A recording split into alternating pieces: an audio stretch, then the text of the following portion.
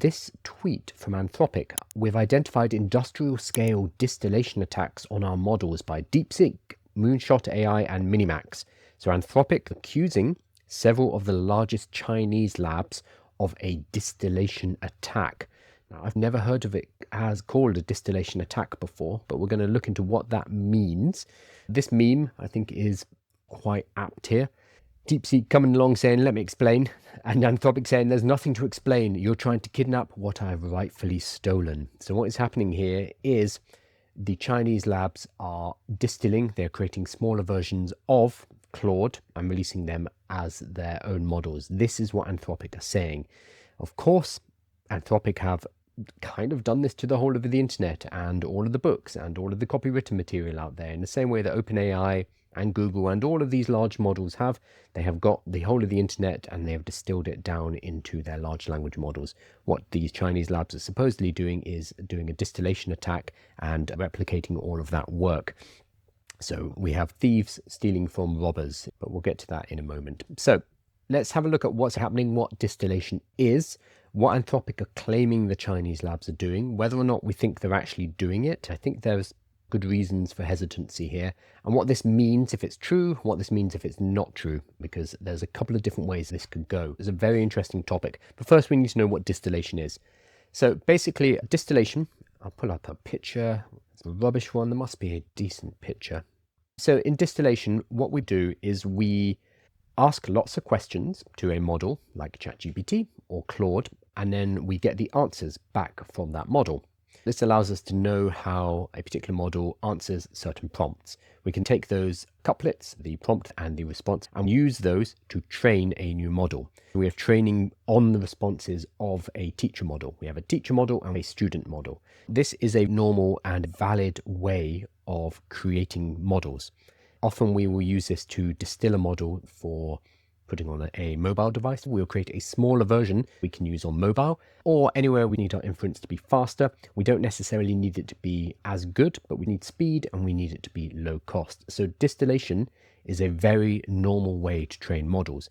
However, what normally happens is you distill your own models. So Anthropic will distill their models into smaller versions of Anthropic. OpenAI will distill ChatGPT into smaller versions of ChatGPT. That's a very normal process. What Anthropic are saying is the Chinese labs, so DeepSeek, Moonshot, create Kimi, and Minimax, they have done a distillation attack where they are coming over to Claude and they are sending in a lot of different requests. They're prompting it again and again and again, 16 million interactions apparently, getting the answers from Claude and using that to distill into their own models. Claude is a particularly good target for this because it's the only one that still shows its chain of reasoning. So there was a fear, I'm not sure if it was ever proven, but back in 2005, this was a big issue again. Sorry, 2025, goodness me. 2025, lots of people were saying that DeepSeek R1 was a distilled version of ChatGPT. I think it was ChatGPT O1. So O1 was OpenAI's first big kind of reasoning model. LinkedIn broke, that's fine. It was their first big chain of thought reasoning model that they released. It showed, and this was the one that supposedly DeepSeek distilled to come out with DeepSeek R1. So a lot of people thought that there was some kind of naughtiness going on back there. So now Anthropic are claiming this has happened with their new models. Opus has been distilled into various different models by DeepSeek, Moonshot AI, and Minimax. Whether or not this has happened, I think is up to debate. Let's have a look at Anthropic's actual article. So they've said, we've identified industrial scale distillation attacks on our models by DeepSeek, Moonshot AI, and Minimax. These labs created over 24,000 fraudulent accounts through Hydra servers and generated over 16 million exchanges with Claude, extracting its capabilities to train and improve their own models. Now, right away, 16 million is not that many, so we'll have a look at that in a moment. Anthropic admit distillation can be legitimate. AI labs use it to create smaller, cheaper models for their customers. Distillation as a process, pretty normal.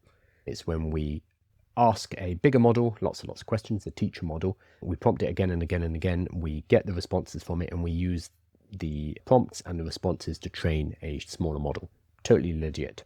foreign labs that illicitly distill American models, remove safeguards, feeding model capabilities into their own military intelligence and surveillance systems. So this is a dog whistle. This is Anthropic saying this is about national security, and if we let the Chinese labs get away with this, this is a threat to American sovereignty. This is a threat to our security. This is a threat to our very being. Now, this escalates this claim. Just saying, hey, they've been distilling on us, they have been attacking us, and they've been distilling, it's against terms of services. That's kind of saying, hey, you're not really playing fair, and we don't like you doing this, and we think that, we should compete fairly. This ratchets it up a level. This is saying, hey, if you are illicitly distilling American models made in America and then using that to remove safeguards, you can then, or the Chinese will then be using that in military intelligence and surveillance systems. And this article that they've actually written goes on to talk about like biochemical weapons, etc. So they are really ratcheting up the stakes here by saying that this isn't just competition between two companies making AI models, but this is a national security threat. These attacks are growing in intensity and sophistication. Addressing them will require, rapid coordinated action among industry players, policymakers, and the broader AI community. This is an appeal to Washington, to Congress, to the president, to block Chinese models, to fight against Chinese models, to potentially give more money to companies like OpenAI and Anthropic by pushing this forward as a national security risk and making it a priority. It is also, I think, an attack against open source models, because the Chinese models are open source and you can access them, you can do with them as you wish, which is a threat to the underlying business model of the closed source labs. OpenAI and Anthropic spend billions of dollars preparing these models, launching them, and then a few months later the Chinese come out with one that is just as good, but it's open source. That undercuts the whole mission of these closed source labs. So I think there's a lot going on here. Let's have a look at the document that they put together. Anthropic do love an essay. They love to put out these blog articles. So we have identified industrial scale campaigns by 3 AI laboratories, DeepSeek, Moonshot, and Minimax. Moonshot make Kimi, to extract Claude's capabilities to improve their own models illicitly. Again, distillation is a normal in artificial intelligence. Distilling someone else's model, cheeky, but they are pushing this to make it seem like a national security threat. These labs generated over 16 million exchanges with Claude, not that many, we'll talk about that in a moment, through approximately 24,000 fraudulent accounts in violation of our terms of service and regional access restrictions. Claude is banned in China. You cannot use Claude in China. There are ways around it, basically through third parties who provide access, and that's what is going on here. These labs use a technique called distillation, which involves training a less capable model, a student model, on the outputs of a stronger one, a teacher model.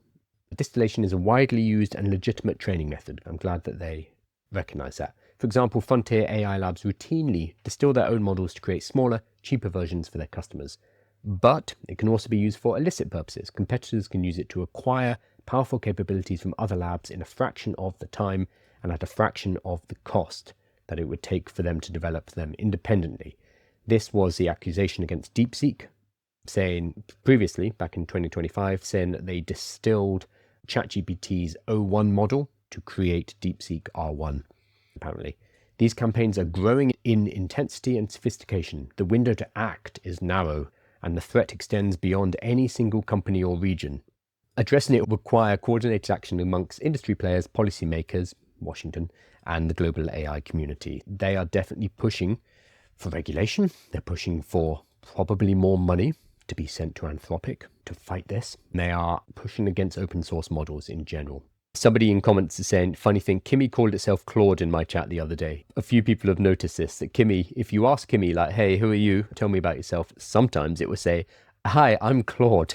Why distillation matters. Illicitly distilled models lack necessary safeguards, creating significant national security risks. Anthropic and other US companies build systems that prevent state and non-state actors from using AI to develop bioweapons or carry out malicious cyber activities. You can still put safeguards on them, and if you're distilling, that suggests that by distilling, there is the ability to do malicious actions is somewhere inside of that model in the first place, and that we're just a couple of prompts away from being able to get to it. So by distilling, we're able to get through the safeguards. Models built through illicit distillation are unlikely to retain safeguards, meaning that dangerous capabilities can proliferate with protection stripped out entirely. This is often an argument against open source models in general as well. If you run a closed source lab like Anthropic, like OpenAI, you don't really like open source models being available, because if they are even 80% of your quality at a much smaller cost, that is a threat to your business model and a threat to you investing huge amounts of cash into building these models. Foreign labs that distill American models can then feed these unprotected capabilities into military intelligence and surveillance systems, enabling authoritarian governments to deploy frontier AI for offensive cyber operations, disinformation campaigns, and mass surveillance. And we want to keep that for our government. How dare another government do this? If distilled models are open source, this risk multiplies as these capabilities spread beyond any single government's control. This is always the argument against open source models is, hey, there are bad people out there, and if we give them the power of open source models, they're going to do terrible things. So we should retain the control. This is the argument that Meta put forward. Meta used to be the leaders in open source models in the West in particular. They just stopped putting them out. And one of the arguments they put forward was, oh, it's actually quite dangerous and we'd rather keep them inside. Oh, yes, we are also going to profit from them by keeping them to ourselves, but it's for your own good. So this is the argument often put against open source models, whereas the Chinese labs are putting out open source models and saying, build on this, create. We want to make sure you have access to these tools. Here you go. Great for humanity, but definitely a cynical way to attack the American AI market and to bring the whole thing crashing down. So let's be under no illusions here. There's some very smart people in charge of that decision. Distillation attacks and export controls. Anthropic has consistently supported export controls to help maintain America's lead in AI, not allowing Claude to be used in China. It is not allowed to be used. Distillation attacks undermine those controls by allowing foreign labs, China, including those subject to the control of the CCP, Chinese Communist Party, to close the competitive advantage that export controls are designed to preserve. Without visibility into these attacks, the apparently rapid advancements made by these labs are incorrectly taken as evidence that export controls are ineffective and able to be circumvented by innovation.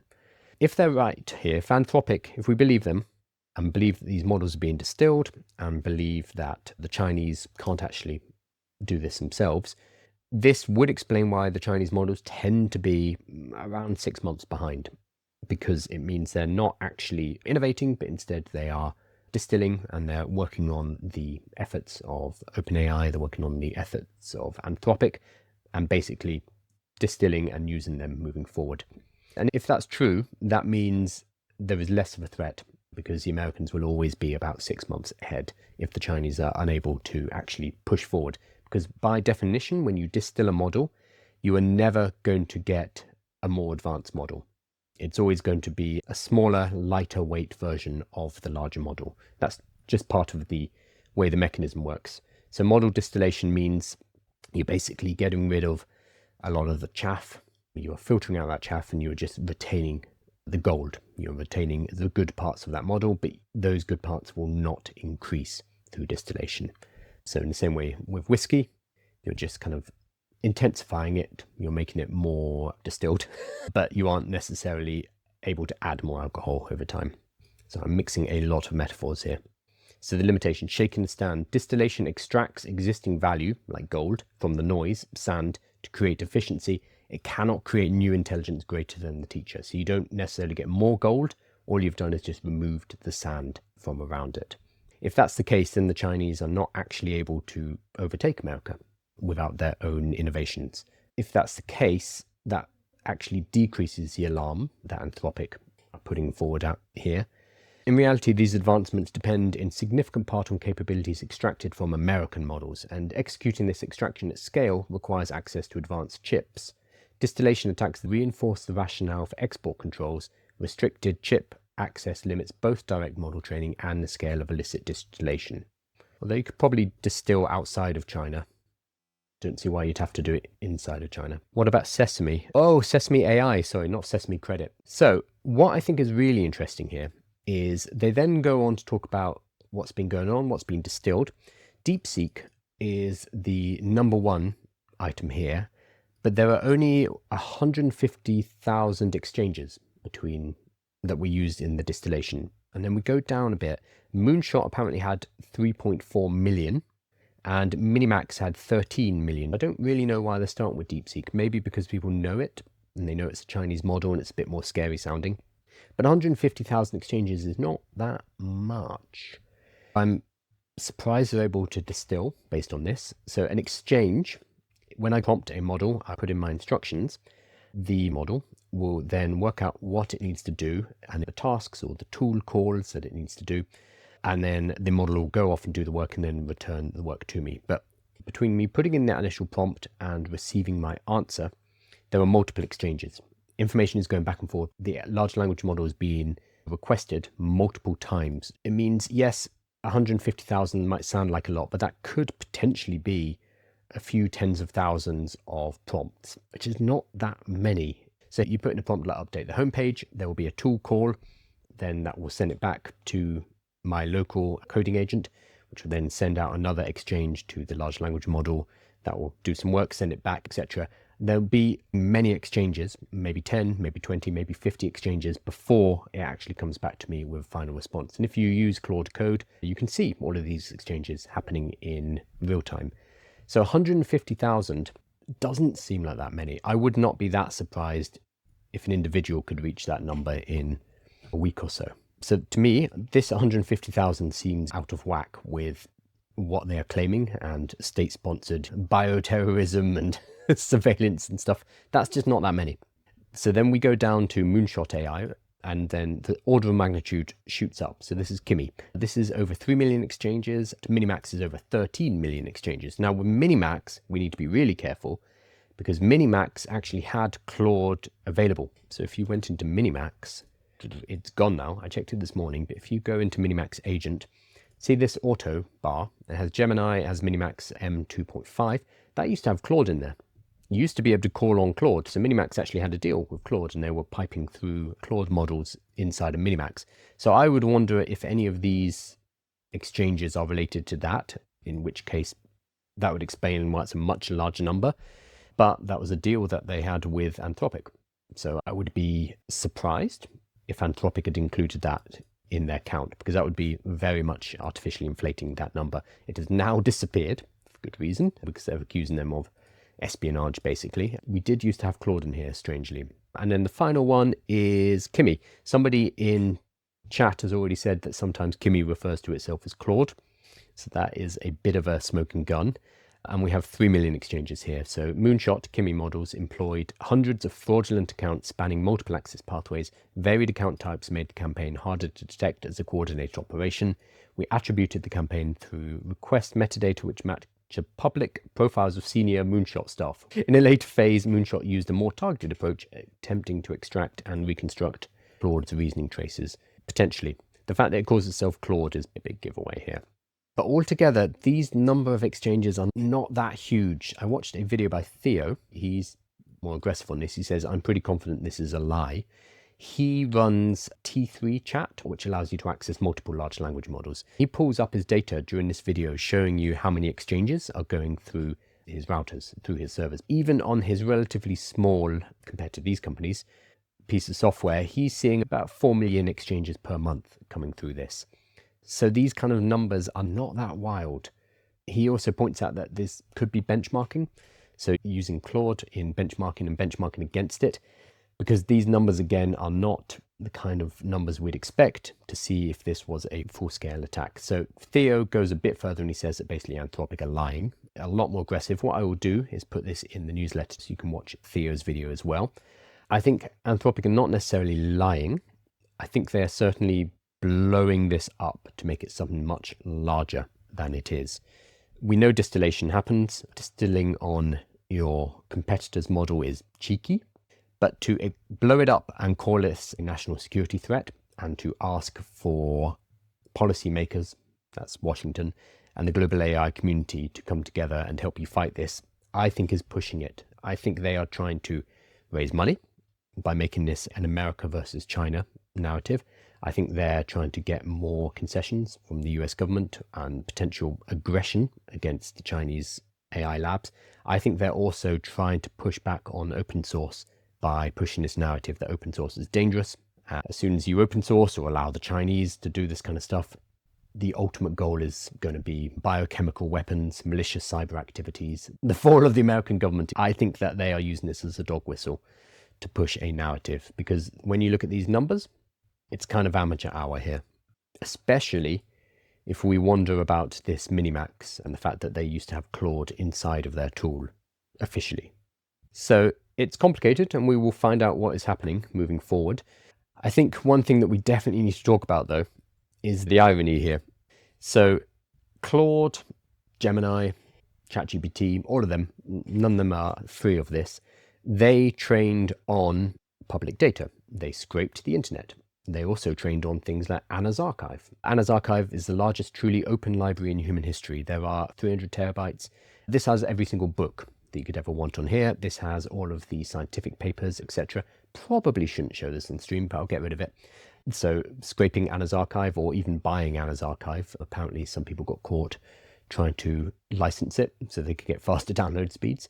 Using copywritten material, infringing IP, scraping things like the New York Times without consent, using the don't ask for permission, beg for forgiveness model. You rush ahead, you scrape all of this information into your large language model. This is not just Anthropic, this is OpenAI, this is Google, this is everyone. They pull all of the information in. If it's copywritten, pull it in. Build your model, make your model as good as possible, realizing that the New York Times and publishers and recording artists, that's the new lawsuit, will come at some point. Hey, you trained on our copywritten material. You can't do that. And knowing full well that this is going to happen, and then you settle with them. So Anthropic, in particular, settled $1.5 billion to settle a book piracy lawsuit. So Elon Musk, he says Anthropic is guilty of stealing training data at massive scale and has had to pay multi-billion-dollar settlements for their theft. This is just a fact. He is right here. He is absolutely right. So on the Anthropic post about claiming China is stealing their work, lots of people of community noted, basically you train on stolen data. That's just how this works. And they've pointed out things like Anthropic settled a 1.5 billion lawsuit for pirating 7 million books from shadow libraries like Anna's Archive to train Claude, and faces a 3 billion suit for torrenting 20,000 songs. They built their models on stolen creative work, then complain when others extract their output. Anthropic also train using stolen data. Anthropic use stolen data, etc.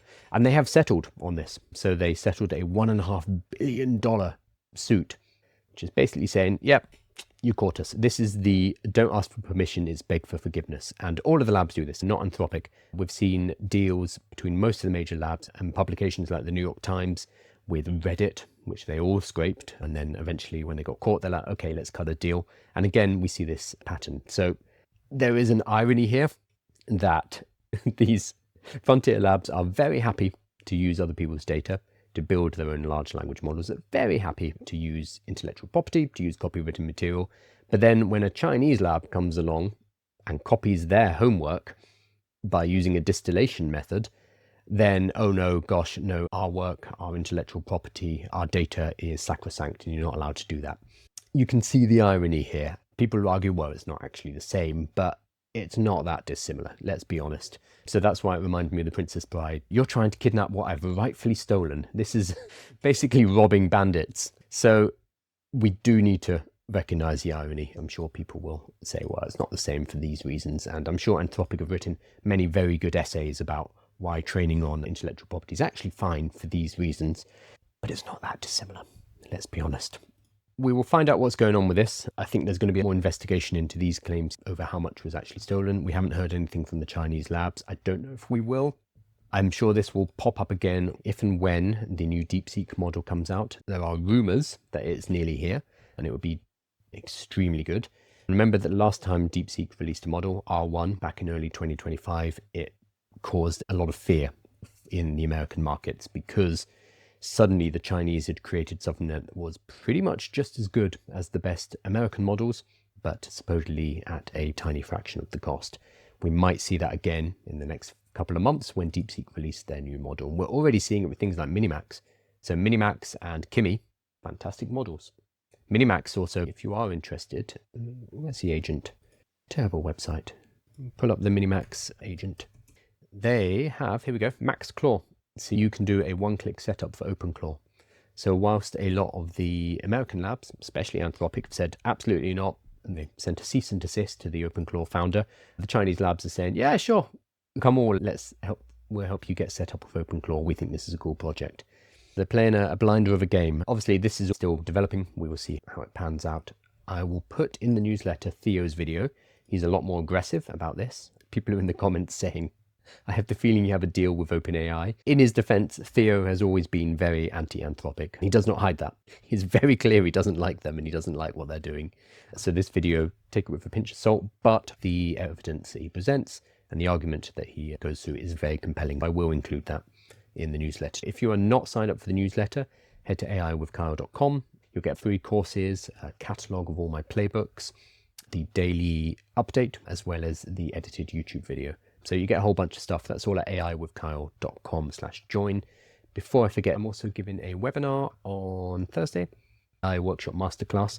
You can find the webinar. There's going to be one on Thursday at 6 p.m. UK time, and then a few more next week, talking about how you can begin to teach artificial intelligence to companies. Businesses around the world need this right now. They're trying to work out what they're doing with artificial intelligence. And you can make good money by going and being the person who shows them what they should be using it for, what they shouldn't use it for, and how to tell the difference between the two. I'm going to be talking about how you learn public speaking, how you facilitate a workshop, what kind of content you're going to be talking about, what level of AI knowledge do you need to be able to teach, and how to find clients and build a business off the back of this. I personally charge about £2,000 per hour when I give a workshop. And I have a bunch of students, about 150 students, who go and do the same thing globally as well. I'll be talking about how we do that. Go to the website, find the details, or sign up for the newsletter, and we'll send out an email today with the webinar sign-up details, and that's free as well. Okay, I'm going to switch over to some questions and see what's going on here. How many of the millions of people who don't use AI are potential consumers of the people who do pay? Like customers? How many? Well, using AI is one thing, but you still need a business model. Doing AI is not a business. You need to come up with a business, and then you can leverage AI to make it cheaper for you to provide a service, provide a product. You can use AI to help you build whatever it is you're creating, but AI itself is not a business model. I've got a free 10-week course walking you through how to start a business using AI, but the business itself isn't AI. Using artificial intelligence makes it easier than ever to start a business. And it's a really good time to do so. It's also an important time to do so because if all of your income relies on your 9-to-5 job, that's really risky because it doesn't matter what people are saying. A lot of people are saying, oh, it's going to create new jobs and it's just going to be like the Industrial Revolution. Humanity will sort itself out. No, we are about to get hit with an absolute train by artificial intelligence. The big thing, why it's different to all of the technological revolutions and innovation before, is that yes, AI will make new jobs. It will not fill those jobs with humans because it will create the new jobs and then AI will be able to do the new jobs. That's the shift. We have for the first time a technology that can potentially replace our whole cognitive load, and it can perform an entire job like a human being can. Previously, most tools would allow us to do certain tasks better, more efficiently. This is different in that it can come up with the tasks and then do those tasks better than we can. That's a shift. Artificial intelligence is absolutely going to destroy jobs. It's absolutely going to destroy industries. And if you are relying on your 9-to-5 job now, that's risky. I highly recommend people stay in the 9-to-5 job. You continue to get income for as long as possible, but at the same time, you start setting up alternatives. So it could be consulting, it could be freelancing, or it could be building some kind of product, building some kind of business. You need to have an alternative source of income, preferably 4 or 5 different ones, because we do not know what's going to be safe. And anyone who says they know what's going to be safe is stupid or lying, basically. So we diversify so that we have multiple different sources of income, kind of things that we can fall back on and hope that a few of them survive. That's the only safe thing we can do. Do you think human people power skills still have a future? Or are we outsourcing that too? Do you mean like physical labor and blue collar jobs, plumbing, electricians, contractors, builders, etc., will be safer? They will be safer from artificial intelligence because they require physicality. And our robotics is way behind. Our robotics are way behind our artificial intelligence at the moment. They won't be for long though, but right now they are behind. I talked about this in a live last week because unemployment amongst young people in the UK just hit 14%, which is scary. I did talk about what kind of jobs are safer. I think these are the more resilient roles. Anything that has a physical reality, if you're physically having to manipulate stuff in the world, that's going to be safer because robotics are behind. If the majority of your job is done behind a computer screen, your job's probably done. It might take years, but eventually it's gone. If you are sitting at a computer and you're doing all your work behind a computer, it's not looking good. Unstructured physical reality is a lot more protected from artificial intelligence. The really good example here is something like a nurse. A nurse doesn't know what they're going to be doing on a day-to-day basis. There's always going to be different tasks depending on who's on the ward, who the patients are, who the doctors are. What comes into the ward on a daily basis is very unstructured. So nurses are physical work as well as cognitive, but there is a physical reality to it, and it's an unstructured physical reality. Another category here is anything that requires high empathy and trust. So I think it's going to become more important being able to communicate with people, being able to build relationships, build a network, being able to do things like public speaking, being able to talk to people, convince people, lead people. I think these skills are going to become more and more in demand in the future. Anything that has a legal or fiduciary liability is just going to slow it down. So right now, AI cannot be held legally responsible, which means jobs like lawyers and accountants are going to be safer for a lot longer. When I hire my accountant, I'm not just paying her to put together my books, taking a portion of my legal responsibility and placing it onto her and her organization. If she messes up my books, yes, I still get in trouble, but I can take a certain portion of that blame over to her. Same with lawyers. So any profession where they take on legal or financial liability, fiduciary liability, they're going to be safer as well until we work out systems where AIs can take that liability. But that requires us to potentially declare that AIs are people in the same way that corporations are in America, and then start to apply similar legal rights and responsibilities to AIs. And that's just going to take a long time, if it ever happens at all. So these are characteristics of a more AI resilient role. But it's going to come for most industries. And even if you're in an industry which feels extremely safe, so the example I gave here was like a physiotherapist, you are interacting with people, there's high empathy, it is physical, it's unstructured physical reality, and there is a certain amount of liability. Like if you break someone's back while you're manipulating them, that's a problem. But just because your job is relatively safe does not mean that your business will survive. Because remember that the people who no longer have safe jobs, they no longer work in safe industries, they are going to be unemployed. Unless our governments work out universal basic income or some other solution, which I don't think they're going to, and if they can, it's going to take an awfully long time. If people don't have money, they can't pay for the service that you provide. So if you are a physical therapist, you might see your client base drop off a cliff because your clients who worked in finance, who worked in offices, wherever they worked, they can no longer pay you.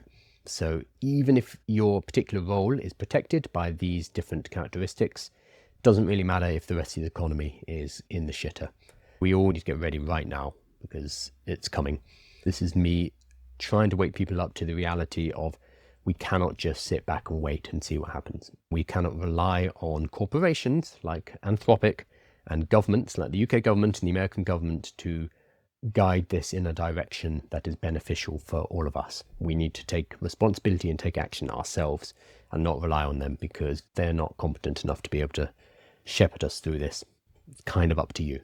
That's why I put together AI with Kyle, is to help people get ready for this, help them realize what's coming and to be realistic about it, and hopefully to build your own sources of income, your own businesses, so that you have some kind of protection against what's coming. What do you think about lawyers?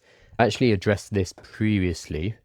I think that the industries are going to be hollowed out because we're not seeing it yet, but as the economies start to repair and go on the upswing, which hopefully we'll see in the next couple of years, employees now have a choice. When our markets and our economy start to revive and start to do well, we start to hire more. Our companies hire more so they can be more productive, they can sell more, and they can grow during a boom period. That is no longer required. So when you were looking at hiring and scaling up your operation, you now have choices. Previously, it'd be like, okay, great, we've got money, we've got more customers, let's hire, hire, hire. And you see this every time we go into a boom, hiring rises because people want to take advantage of that boom. Now companies have a choice. We can hire, sure, we can hire. That's what we always do. Or we can maintain headcount and augment those people using artificial intelligence, so we don't have to hire. And suddenly one person is doing the job of 5 people. We don't need those other 4 people. We don't need to create new positions. Or do we even need people at all? What bits can we automate? What tasks can we just remove using artificial intelligence? So there are now choices. I think AI is going to take our jobs. AI is going to take my job. That is too crude. AI is not necessarily going to take jobs. AI is going to stop new jobs being made. It has the same end effect, which is people sitting at home with no jobs. It's not literally going into the accounting department and snatching poor Doris out and taking her job. It's just going to stop new jobs being created. We don't require those new roles, and then unemployment will still increase. You're not going to get fired because of AI. You're just not going to get hired. So I think that's what we're going to see over the next couple of years. What this means in legal work, entry-level legal work is very dull. It's things like discovery.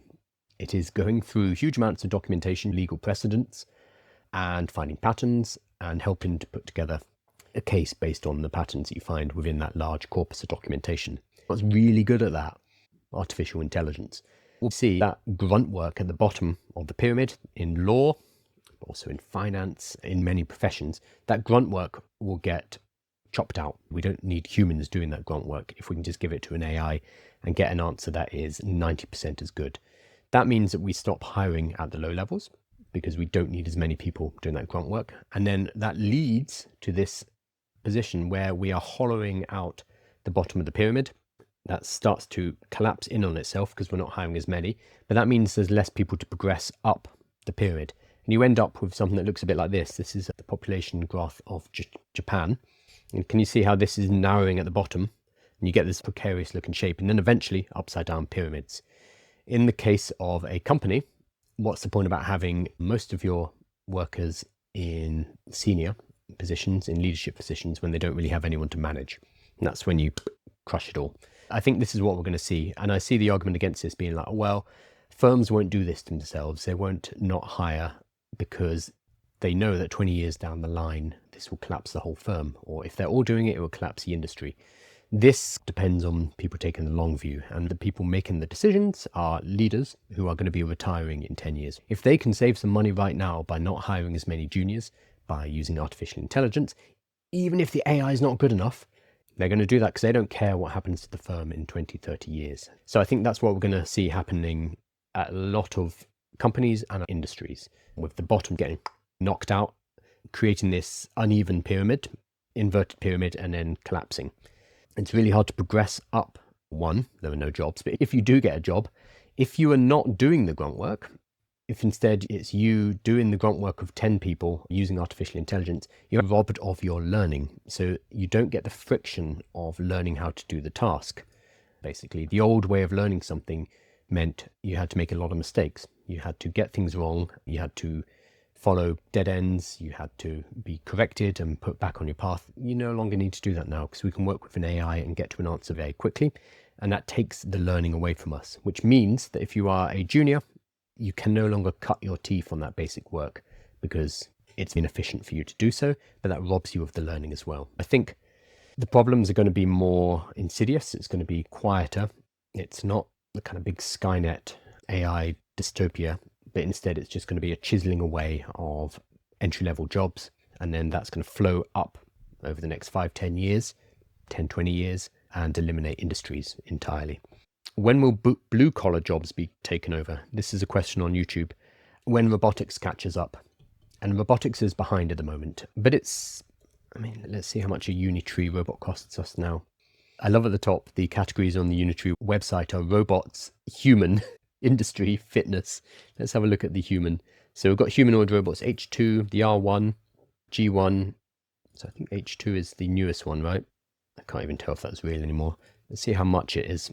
I think I can buy one. So a G1 is $13,000. I think when they get to a price when anyone can afford to have one in their house, like this one, R1, this is $5,000. Still a lot of money, but it's not that much money. And when it gets to things like, hey, while you're out at work, this robot's going to go around and clean your house. Suddenly, okay, I don't need a cleaner anymore. That will save a certain amount of money. But it can also do the cooking for you, and suddenly you're saving an hour a day on cooking. We will be able to do the cost benefit of it. I think it was Unitree. You could rent it. You could pay $500 a month or so, bring it into your household, and it will do your household tasks. We're not there yet, but these prices are coming down fast, extremely fast. So Unitree H2, which is the more advanced one, that is 30,000, and the H1 is 90,000.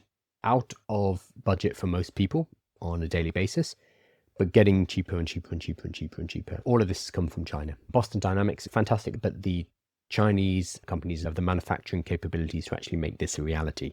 When this happens, that's when blue collar jobs will start to collapse. But it is currently behind large language models, it's behind AI inside of our devices. If people aren't working, how can businesses thrive? AI isn't fully making sense. Correct. You're thinking of the second and the third order effects. If AI does take our jobs, we're not working, there is no income, we cannot buy goods and services, businesses collapse. You're thinking further ahead.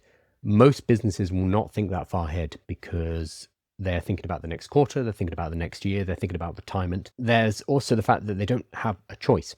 So if other competitors in their market are using AI and they're not, they will just go out of business. It doesn't matter what the overall trend of this is. It doesn't matter if this is going to dismantle capitalism. If you are running a business, you are thinking, oh God, how do I keep making money in the world of AI? The way to do that is by using artificial intelligence. So you're thinking much further ahead than everyone. Businesses won't think that far ahead. And two, even if they do, realize that there's nothing they can practically do about it. And the best thing for them to do is to get involved and to use artificial intelligence to decrease costs and increase revenue. They're kind of stuck. It's a Pandora's box. This is now out there. It's not going back in the box. Secret Law is saying, I totally agree. This is to do with law. I'm going to get that robot off the screen. Using it for the grunt work, so legal work, is better than any paralegal. Yeah, you find it. I think it's in the Spectator. I just Googled lawyers and Spectator and it popped straight up. So AI will kill all the lawyers. This is from a senior barrister. It was a couple of months ago. It's worth reading. It's funny. Basically, the Spectator journalist goes out, takes out a barrister friend, like a senior barrister, gets him drunk over some espresso martinis and gets his real thoughts about what's going on with AI. And the barrister's basically saying, yeah, it's dumb. So he said, last week we did an experiment, a kind of simulation. We took a real recent and important case, a complex civil court appeal, which I wrote, and it took me a day and a half. We redacted all identifying details for anonymity and confidentiality, and we fed that same case into Grok-heavy AI. No idea why they're using Grok. Don't worry about that. And then we asked it to do what I did. The end result was, he shakes his head. Did it in about 30 seconds, and it was much better than mine. And remember, I am very good at this. Yeah, it's coming, unfortunately. Lots of research now saying AI is hyped. Yeah, what are your thoughts? It's extremely hyped. But we need to separate out the financial hype. So the fact that a lot of money is being thrown at AI right now, and that includes into GPUs, into data centers, into cloud providers, but also into OpenAI and Anthropic. A lot of money is being thrown at them without any particular return on investment planned. It's basically, oh, that will work itself out. Arguably speculation, a market bubble that is forming up. Now, a market bubble is very different to a technological bubble. So think back to the dot-com boom and bust. In the late 1990s, early 2000s, a lot of dumb money was being thrown at internet companies. Pets.com is the most famous example. They didn't really have a business, but they had Pets.com.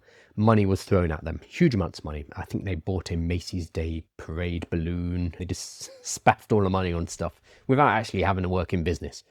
So that was a financial bubble. That popped. 2000, 2001 caused a recession. But out the back of that, we had the internet. So the technology and the financial situation are not necessarily intertwined. We've had other bubbles like crypto, Web3, NFTs, where the technology and the financial bubble go hand in hand.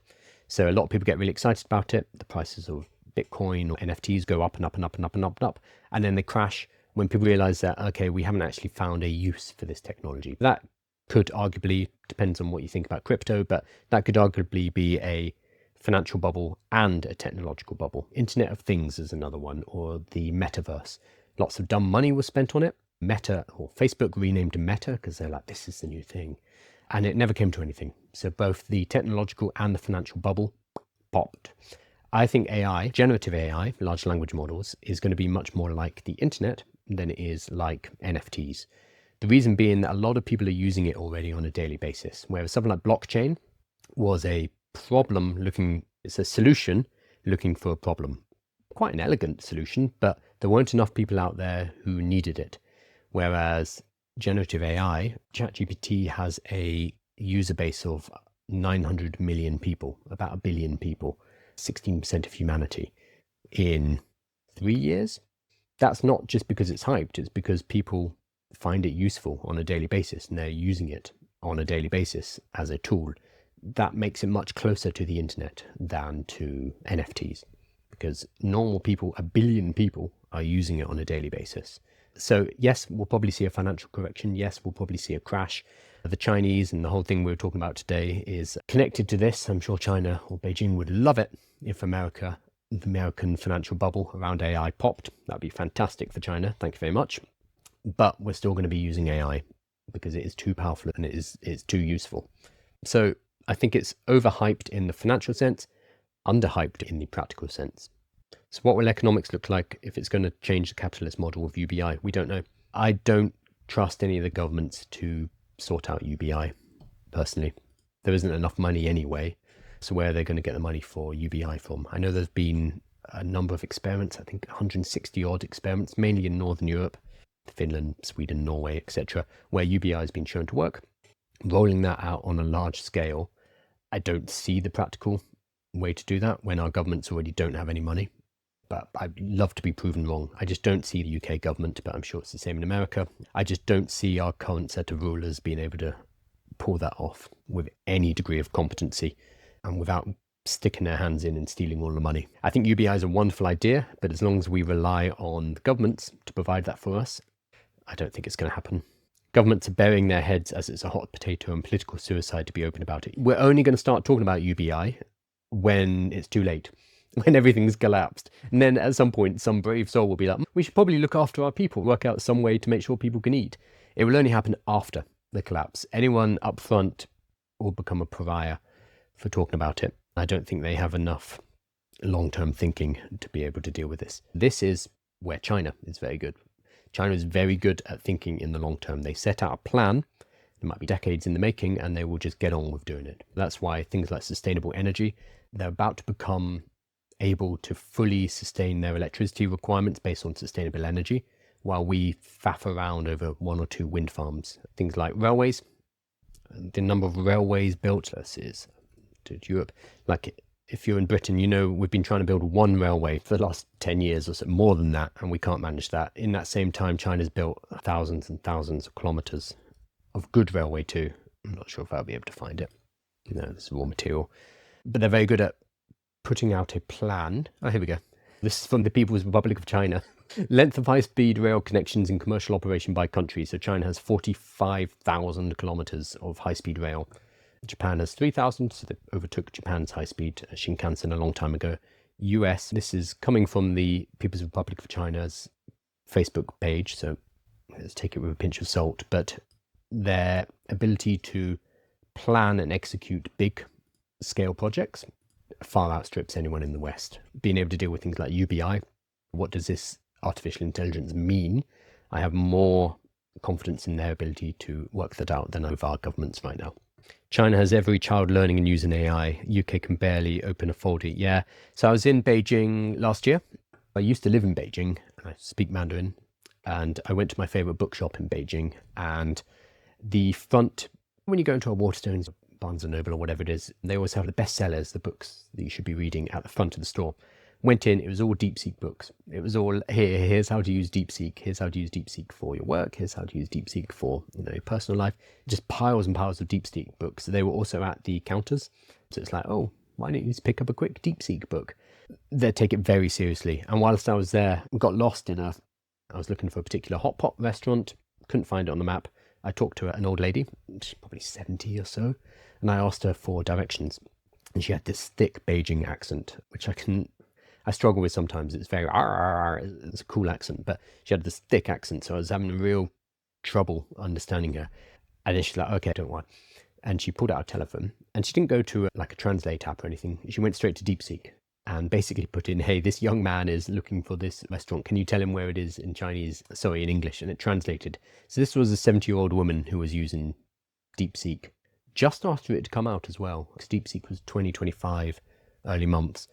So they are adopting it very quickly. They are educating their children. They're proud of it as well. On the flight over to Beijing, I sat next to somebody and I was chatting to her, and she was from Hangzhou, which is where the home of DeepSeek. And she was proudly telling me about what DeepSeek had been doing. And she didn't work for them or anything. He was just very proud of the fact they were kind of a leading AI company. So it's very different from in the West, where we have a lot of people who are extremely scared of it for good reason, a lot of people who are skeptical, and a lot of people who are just burying their head in the sand. China's not doing that. China's on it because they realize that this is the technology that is going to matter moving forward. So we have to embrace it. If AI could do everything, will jobs survive? I know it's a basic question, but as I learn more, if AI can do everything, will jobs survive? No. No, we're not needed. That's the short answer. The question is whether AI can do everything. And right now it cannot, but it is improving very, very fast. And even if you're not a coder, it's worth paying attention to what's happening in coding, because that's where a lot of the efforts are being placed right now. So there's this idea of a jagged frontier. Let me put it up, a diagram. Jagged frontier in development, where AI is very good at some things and terrible at others. Part of the reason is the different efforts put into different areas. A lot of the efforts right now are being focused on making AI very good at coding, very good at programming. A couple of reasons why. One, the people building it are coders, they are programmers. This is what they know, so they're able to make these systems better.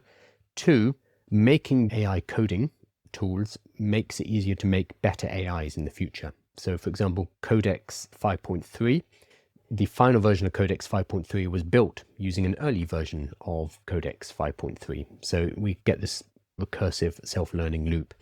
So a lot of effort are being put into programming and coding right now. That means that's where we're going to see the first impacts on joblessness and it being able to just take whole roles from people.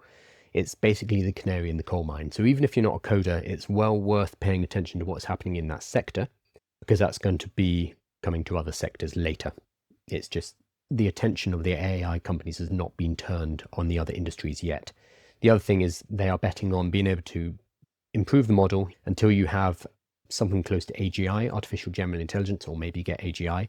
Then you can just turn that on the other industries and it will sort them out. So you spend all of your efforts in one industry, coding and programming. When you have a good enough model built with your previous models, then you set it on law. You set it on medicine, you set it on accountancy, and you have it solve those industries one by one.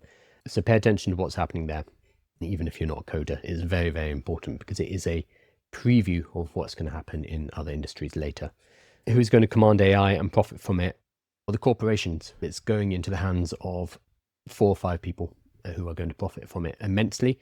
This is also why Anthropic are trying to make this a China versus America thing. They want the support of the American government. They want a lot of money, defense money, flowing into their company. That's why we talked about this attack earlier, Distillation attack from the Chinese. This will potentially end capitalism as we know it, or hyper-concentrate it into 3 or 4 companies, maybe one.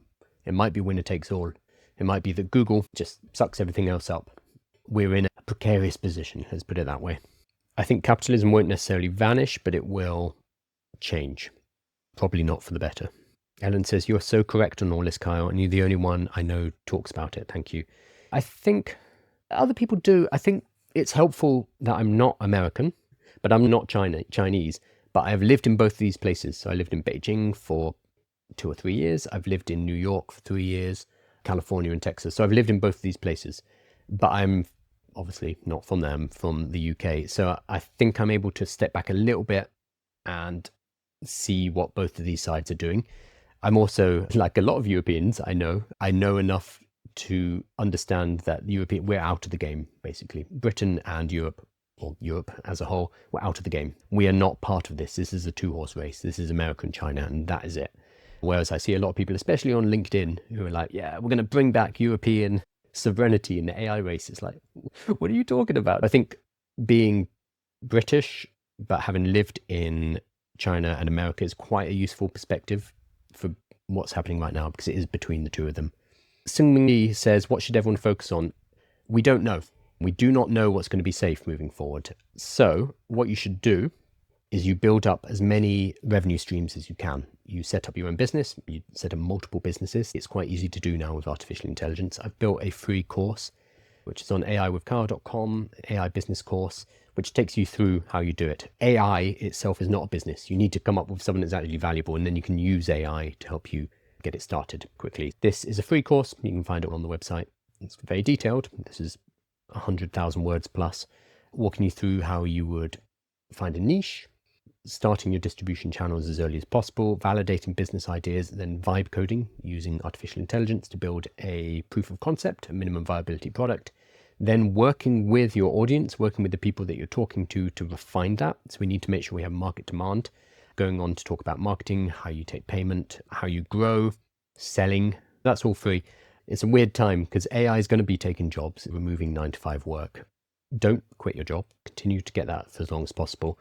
That's scary. So that is a negative impact of AI. But a positive impact is it's never been easier to start a business than it has right now. And you can make good money.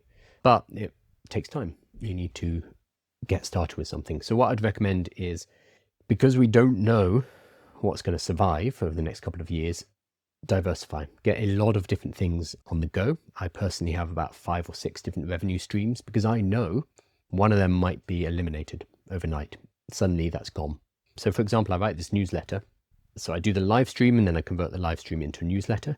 This newsletters might in a couple of years be completely pointless because we're getting all of this from artificial intelligence. So I don't rely on this. This isn't my one business. I have multiple things on the go. I can't give you a specific answer about what you should do, but you should do a whole bunch of different things, have income coming from all of them so that if one of them gets eliminated, you can still survive. But what most people have is a job. They have one thing, and that is very fragile. It's just a fragile place to be. People have to redefine their purpose. Many will struggle with identity post-AGI, especially people who have wrapped all of their identity up in their profession. So that they say, I am a doctor, I am a lawyer. If that gets removed from people, that's hard. As well as the financial impact of losing a job, potentially, you're going to have the psychological impact of suddenly having that status removed. We see this when people retire. Some people retire badly and it's hard on them because they were used to going to the office and being important and being wanted and needed. And then suddenly they retire and that's gone. We will probably see a lot of that, but it's going to be a forced retirement because AI comes and takes that whole role.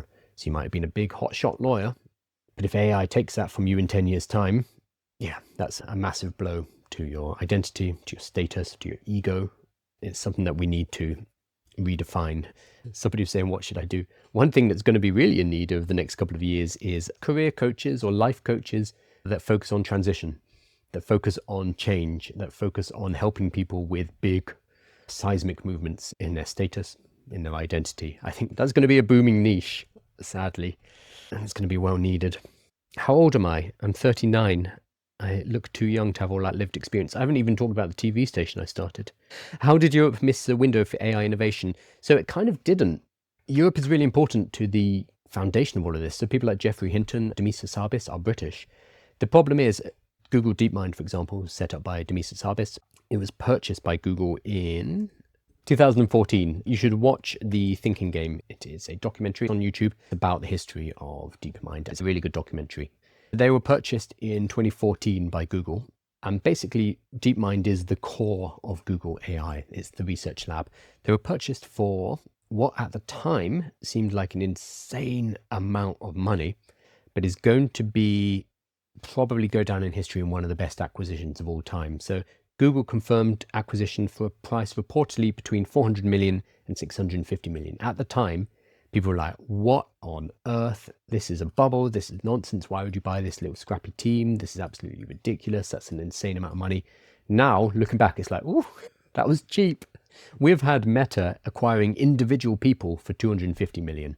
So 500 million is a bargain for arguably the best AI research lab on the planet. So this is what happens to the British talent and the European talent. It gets purchased. Peter Steinberger, for example, the creator of OpenClaw, he has just been hired by OpenAI. He's Austrian, think he lived in Vienna and London. He created something amazing. It got a lot of publicity. And he had Mark Zuckerberg and Sam Altman personally trying to bring him inside. Somebody asked the question, I wonder how many European companies, how many European CEOs approached him. They'll just get poached to America as soon as they show any talent. As soon as a company starts doing well, it will move to San Francisco. Our AI companies now, we have Mistral and 11 Labs. Oh, and then Lovable and some of the vibe coding tools. Lovable's up in Stockholm. But even all of those, they tend to have a US office where they do a lot of the work anyway. So yeah, the money, it's the money. The money's there. I know what you mean. Right, I need to hop off because I have a call in 2 minutes. I'm going to be late to it. But thank you so much, everybody. As always, everything's going to be on AIwithkyle.com, so you can get the newsletter and a rundown of everything that I covered today. I'll also put in the slide deck, plus Theo's full breakdown as well. So make sure you check that out, AIwithkyle.com, and it's free to sign up, join the community here. Thank you so much, and I'll see you soon.